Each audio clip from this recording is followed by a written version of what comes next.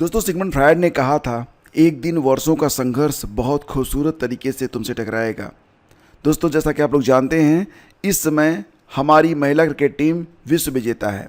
हमने विश्व कप 2025 का खिताब अपने नाम कर लिया है और पूरे देश में एक नई दिवाली मनाई जा रही है। बहुत ही खूबसूरत लगा ये पल जब दक्षिण अफ्रीका की टीम को भारतीय टीम ने हराया और हरमनप्रीत जी की जो अगुवाई रही वो वाकई काबिल तारीफ़ रही।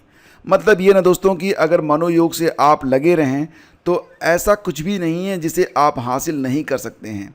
अगर फ्रेंड्स हम देखें विगत रिकॉर्ड्स को, अगर आप देखें तो ऐसा नहीं है कि संघर्ष नहीं किया गया। हमारी टीम ने बहुत संघर्ष किया है। इसके पहले 2005 और 2017 में भारतीय टीम फाइनल तक पहुंची थी लेकिन खिताब नहीं जीत सकी थी। हम यहां पर एक लिस्ट लेकर आए हैं, आप देख सकते हैं कि ये जो संघर्ष है काफ़ी पुराना है। 1973 से लेकर फिर 78, 82, 88, 93, 97, 2005, 2000, फिर 2005, 2009, 2013, 2017, 2022 और अब 2025 में भारत ने अपना ये सफ़र पूरा किया। यानी कि काफ़ी संघर्षों के बाद हमें ये मुकाम हासिल हुआ है और फ़िलहाल तो बेटियों ने जीत ली है दुनिया। तो दोस्तों, पूरे संघर्ष के साथ, पूरे तन्मयता के साथ, पूरे डेडिकेशन के साथ आपके लिए जो भी लक्ष्य है उसमें आप लगे रहिए, आप जीतेंगे ज़रूर।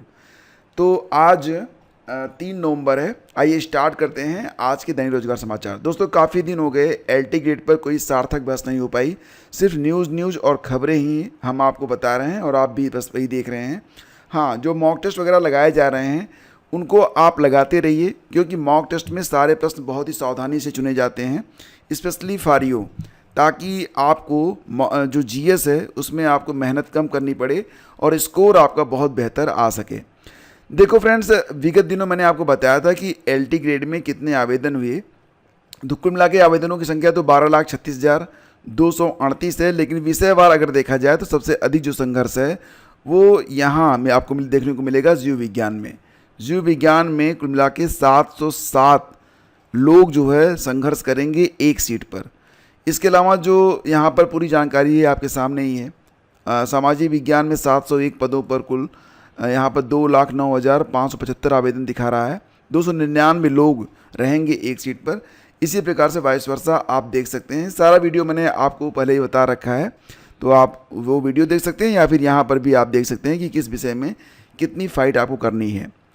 तो मिला जुला की स्थिति ये है कि अगर आप एलटी ग्रेड में सफल होना चाहते हैं दोस्तों, तो एक बड़ी अच्छी बात ये है कि एक क्वालिफाइंग मार्क भी यहाँ पर सेट किया गया है। यानी कि जो कम गंभीर अभ्यर्थी हैं वो तो प्री से ही बाहर होने वाले हैं। आपको ये भी पता है कि एलटी ग्रेड में 2 लेवल पर परीक्षा होगी।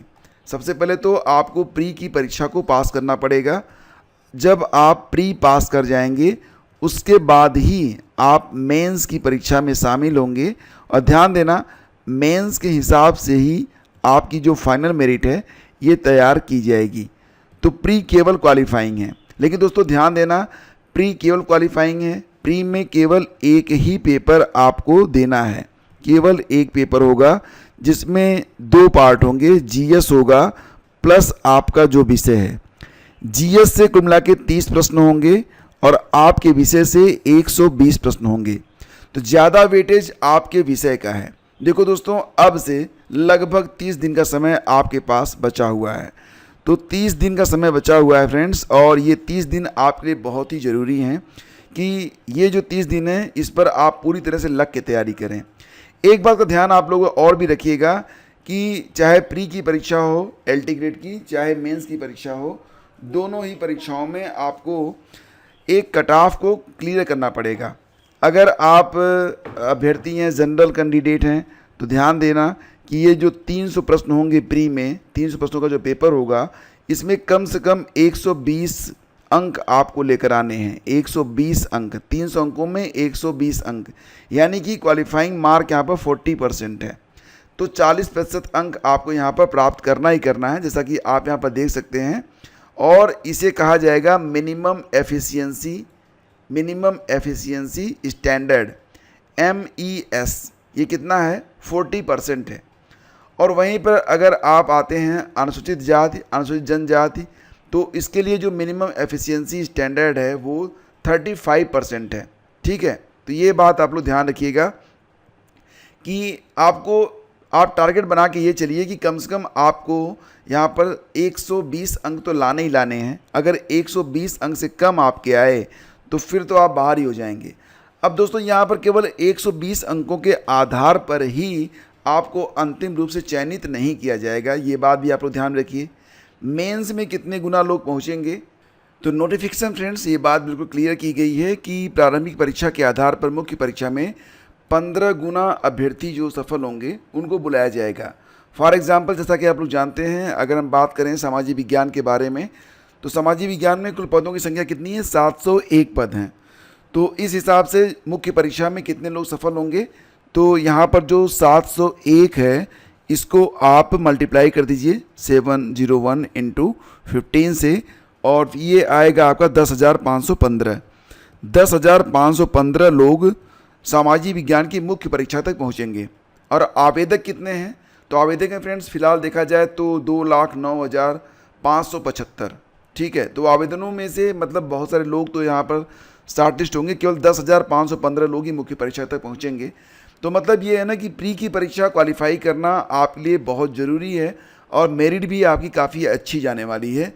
तो यहाँ पर आपको एक बात का ध्यान देना पड़ेगा कि सिर्फ एक टॉपिक, हालांकि ये जो क्वालिफाइंग मार्क है जैसा कि आप लोगों ने देखा था कि फॉर जनरल ये जो क्वालिफाइंग मार्क है ये 40% है, और अदर कैटेगरी के लिए जो रिजर्व कैटेगरी में आते हैं उनके लिए 35% है।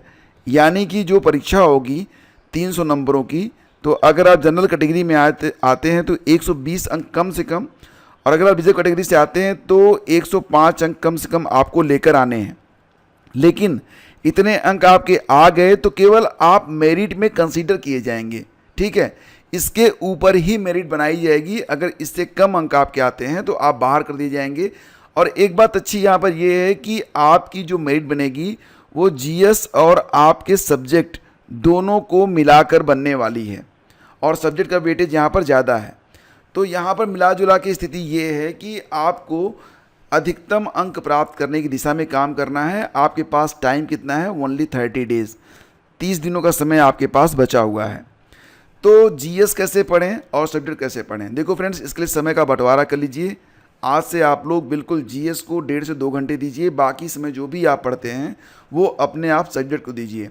अब जीएस अगर आप सर्च नहीं कर पा रहे हैं आपको जीएस कहाँ से पढ़ना चाहिए, तो आपके लिए एक पेड ग्रुप यहाँ पर चलाया जा रहा है, एलटी ग्रेड का पेड ग्रुप है।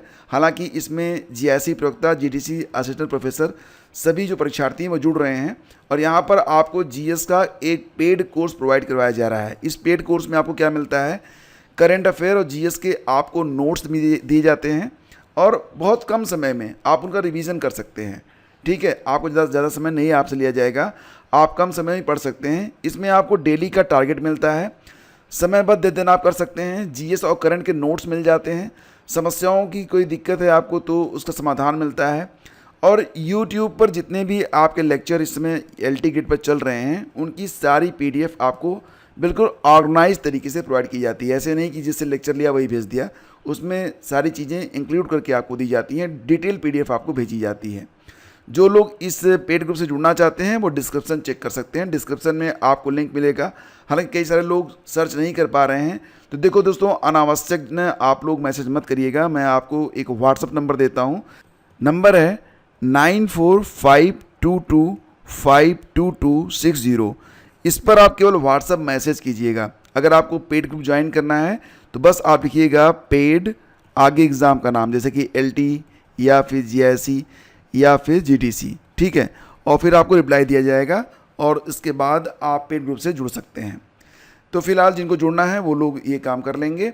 और हम थोड़ा सा आगे बढ़ते हैं फ्रेंड्स, तो आपको बताना चाहेंगे कि फ़िलहाल जो आपका सिलेबस है इस पर भी चर्चा हमने कई बार कर रखी है, लेकिन पुनः आपको बताना चाहेंगे कि सिलेबस में जो चीज़ें दी गई हैं, तो अगर जीएस का सिलेबस आप देखेंगे तो ये आरओ यूपी पीसीएस का लगभग सिलेबस ये कवर करता है। तो क्या आपको सब कुछ पढ़ना है?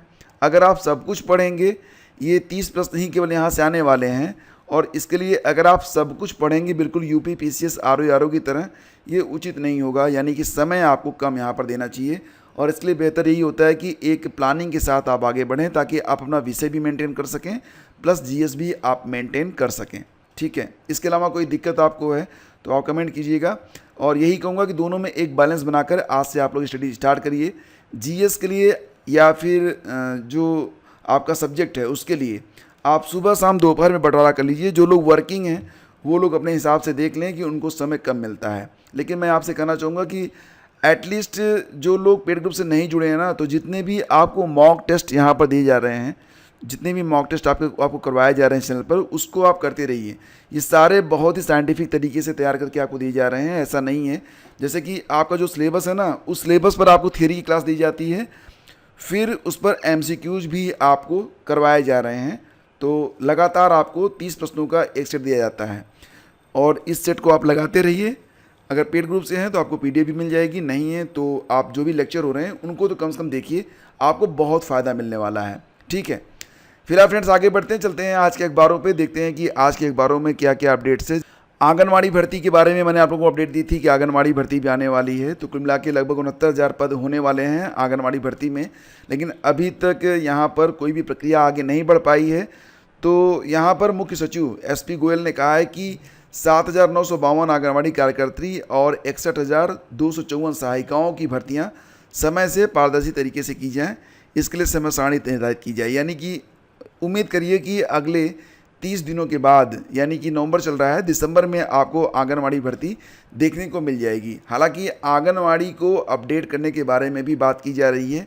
मुख्य सचिव ने गुरुवार को बाल विकास सेवा एवं पुष्टाहार विभाग की समीक्षा के दौरान कहा कि जो 23,697 आंगनवाड़ी केंद्रों को सक्षम आंगनवाड़ी केंद्र में विकसित किया जाए। इसमें पोषण वाटिका मतलब सारी सुविधाएँ वो दी जाएँ जिससे बच्चों का एक समुचित विकास हो सके, इसके लिए यहाँ पर बात की जा रही है। तो आंगनवाड़ी में अगर आप आवेदन करना चाहते हैं तो एक डिटेल वीडियो मैंने बनाया हुआ है, उसको जाके आप देख लीजिए। हालांकि आवेदन अभी स्टार्ट हुए नहीं है, आवेदन अगले महीने लगभग दिसंबर में ही शुरू होने की संभावना है, क्योंकि अभी भले ही कह दिया गया था कि लगभग 69,000 के आसपास पदों पर भर्ती की जाएगी, लेकिन अभी तक कोई भी समय सारणी या कोई भी प्रक्रिया आगे बढ़ नहीं पाई है। लेकिन भर्ती इसी साल स्टार्ट होगी, ये भी तय है।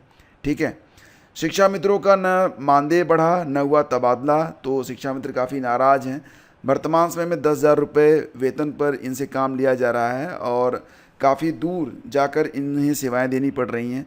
एग्जैक्टली सही बात है, 10,000 रुपये में तो आजकल कुछ भी नहीं हो सकता है। आप एक छोटी सी अयोध्या की ट्रिप भी नहीं कर सकते अपने घर से, 10,000 रुपये तो यूँ ही ख़त्म हो जाते हैं। तो मतलब मिला जुला के ना स्थिति ये है कि सरकार को इन लोगों की हालत पर विचार करना चाहिए।